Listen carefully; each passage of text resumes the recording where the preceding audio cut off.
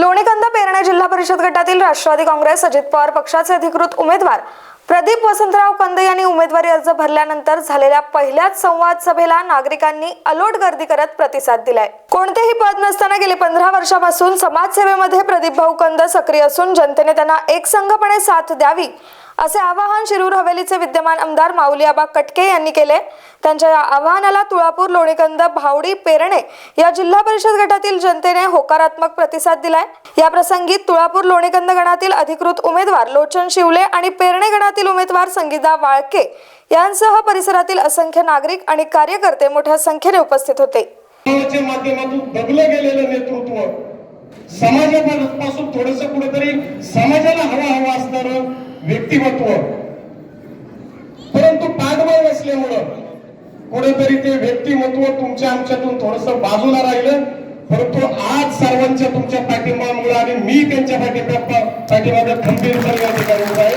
त्याच्यामुळे येणाऱ्या जिल्हा परिषदमध्ये तुमचे आंदोलनासाठी तुम्हा आम्हाला त्या ठिकाणी खऱ्या अर्थानं मनातील जे काही प्रश्न आहेत ते सोडवण्यासाठी आणि ते जाणून घेण्यासाठी तुमच्या आमच्यातला माणूस जर कोणी आहे तर ते प्रदीप भाऊ वसंत असतील, आमच्या या ठिकाणी वाळकेताई असतील आणि शिवलेताई असतील। ही मंडळी तुमच्या आमच्यातली दिलेली, आम्ही ही समाजावरती थोपवलेली मंडळी नाहीये, ही समाजाने उभी केलेली मंडळी आहे।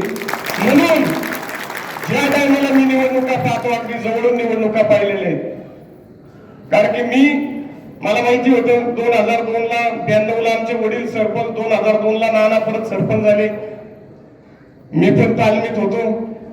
आल्यानंतर मला वाटलं बाप सरपंच म्हणून मला निवडून देतील, मोठी गर्दी पाठीमागे, पण पडल्यावर कळलं की कुणीच नव्हतं। तुम्ही सगळे त्याचे साक्षीदार आहे, नात्याबद्दलीच मंडळी आहे, बाहेरची मंडळी नाही कुणी।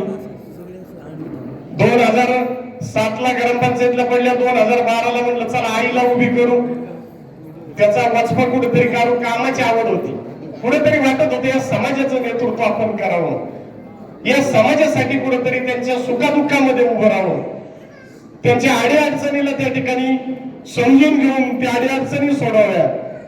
2002 ला जिल्हा परिषदला तुम्हाला माहिती आहे नाना पडले, त्या टायमाला नामदेव दाजी होते आमचे, मामाबा छतच लढत झाली। त्याच्यानंतर 2012 ला आमची घरातली घरात 2012 ला आई त्या ठिकाणी पराभव झाला। मग मलाही कुठेतरी वाटलं राजकारणापासून थोडस लोक बरोबर नाहीये, पण लोक बरोबर होती, शेजारची चांदा चौकडी बरोबर नव्हती, ती कुठेतरी घात करत होती। ते ओळखलं पाहिजे, ते आपल्याला ओळखता आलं पाहिजे, कोण कसा आहे, कशा पद्धतीने आपल्या बरोबर राहतात आणि कशा पद्धतीने त्या ठिकाणी आपला घात केला जातो, ते थोडस आपण चाणक्याने त्या ठिकाणी पाहिलं पाहिजे। आणि मग मी बारीक अभ्यास केला आणि मग 2012 ला ग्रामपंचायतला पण म्हणलं याच्या मागे लोकच नाही, कशाला याच्या पाठीमागे जायचंय दादासाहेब। आता तुमच्यासारखी तयार माणसं जुने आम्हाला मला काय टाइम जाणार ना पोरांना, पण तुम्ही नाही तसे, पण तुमच्या सारखे म्हणले, तुमचा नाही नाव उल्लेख केला, परंतु सांगायचं उल्लेख का की ते सगळं पाहता करता सगळा तोपर्यंत अनुभव आलता राजकारणाचा। लोणीकंद पेरणे जिल्हा परिषद गटामधून या ठिकाणी प्रदीप वसंतराव कंद यांनी आज संवाद मेळाव्याद्वारे जनतेला आवाहन केलं की ही निवडणूक तुम्ही तुमच्या हातामध्ये घ्या। तर खऱ्या अर्थाने आज निवडणुकीची रणधुमाळी चालू असताना फॉर्म भरण्याची अंतिम मुदत होती। तर काय सांगाल भाऊ, एकंदर कशा पद्धतीने आज तुम्हाला या जनमानसामधून सगळा प्रतिसाद लाभतोय?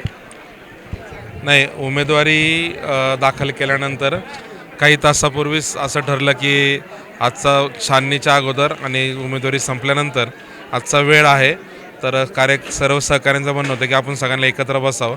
मग सगळ्यांना आपण काही तासापूर्वी निरोप दिले, 12 तासापूर्वी, आणि 12 तासापूर्वी काय 200-400 लोक येतील असं अपेक्षा होती।